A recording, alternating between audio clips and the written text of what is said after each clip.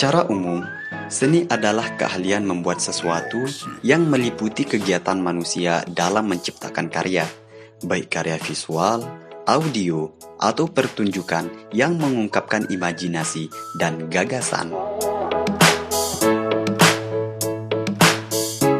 Ada beberapa macam karya seni yang lumrah sudah diketahui. Salah satunya adalah karya seni rupa terapan. Karya seni rupa terapan adalah karya seni yang mengandung dua unsur, yaitu estetika dan fungsi atau praktis.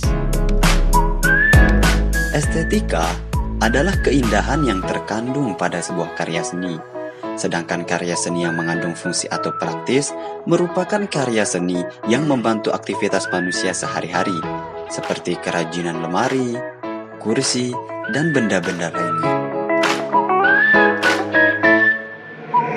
Karya seni rupa terapan sering kita temukan di setiap sudut daerah kita.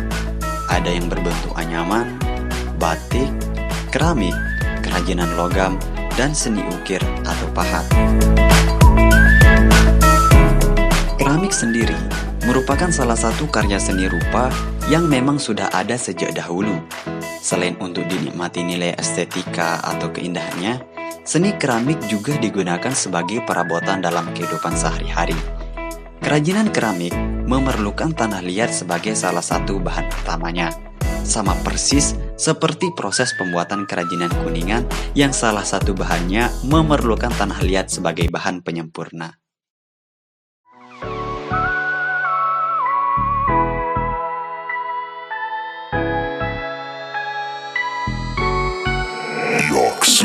Dalam membuat cetakan kerajinan kuningan, langkah pertama adalah merendam malan ke dalam air mendidih selama beberapa menit sampai malan yang awalnya keras menjadi lunak. Malan yang sudah lemas diangkat dari air dan dibentuk menjadi tipis. Setelah itu, dimasukkan kembali ke dalam air agar tidak mengeras kembali. Malan yang telah menipis disebut sebagai lilin. Untuk membentuk lilin agar menjadi barang yang sesuai dengan apa yang kita inginkan, haruslah mengikuti cetakan yang ada. Dengan cara menempelkan lilin yang sudah tipis mengikuti bentuk dari cetakan. Malan yang sudah menipis langsung ditempel segera setelah diangkat dari air, lalu diberi sabun supaya menempel mengikuti cetakan dengan sempurna. Misalnya buat kayak ini ya. Nah, ini tinggal bungkus kayak gini deh.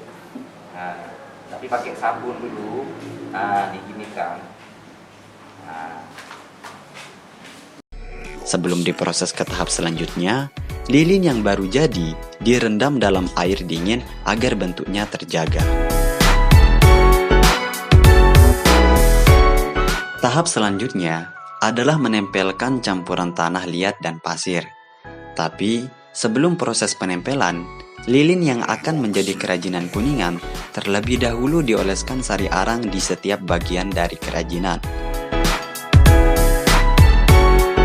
Setelah itu, baru cetakan ditempelkan tanah dan pasir yang sudah dicampur menggunakan air secukupnya, baik di bagian dalam maupun luar dengan minimal 4 lapisan.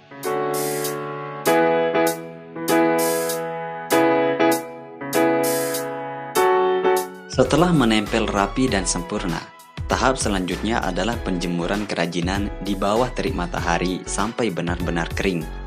Biasanya akan kering selama 3-4 hari dalam cuaca normal, dan jika dalam cuaca hujan, bisa didiamkan selama 1 minggu.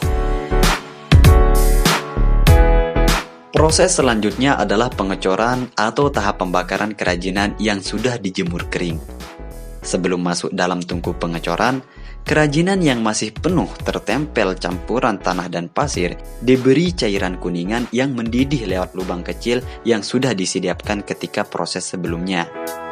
Lewat lubang kecil tersebut, air kuningan dimasukkan sampai merata ke dalam kerajinan.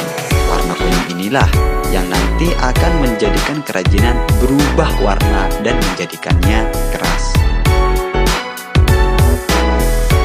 Selanjutnya dibakar atau dicor kurang lebih selama 4 jam. Bagi kerajinan kuningan Amanda, proses pengecoran dilakukan setiap 5 hari sekali, dimulai dari jam 6 pagi sampai dengan jam 6 sore. Selepas dicor dan dirasa sudah benar-benar jadi, kerajinan yang masih tertempel campuran tanah dan pasir langsung dipukul menggunakan palu atau hammer agar terkelupas dan lepas dari kerajinan yang akan dihaluskan. Dalam proses penghalusan, ialah menggunakan mesin untuk menghilangkan warna-warna yang tidak perlu. Penghalusan juga dilakukan untuk menutupi bagian yang hilang dari kerajinan pada saat proses sebelumnya. Proses penghalusan bisa memakan waktu lama apabila barang kerajinan berbentuk besar, dan juga tergantung pemolesan dan pengelasan untuk menutupi bagian yang diperlukan.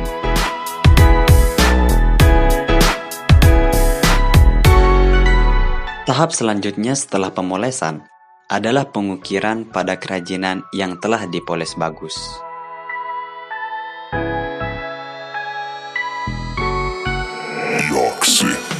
Setelah pengukiran selesai, kerajinan kembali dipoles agar lebih halus.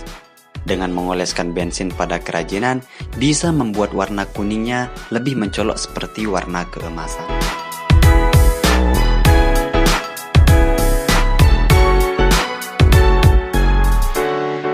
Setelah pemolesan selesai, tahap terakhir adalah pemberian warna pada kerajinan yang telah diukir. Dengan menggunakan cat besi, warna akan cepat mengering dan tahan lama. Ada 2 proses yang membutuhkan fokus yang sangat tinggi, yakni ketika pengukiran dan pewarnaan.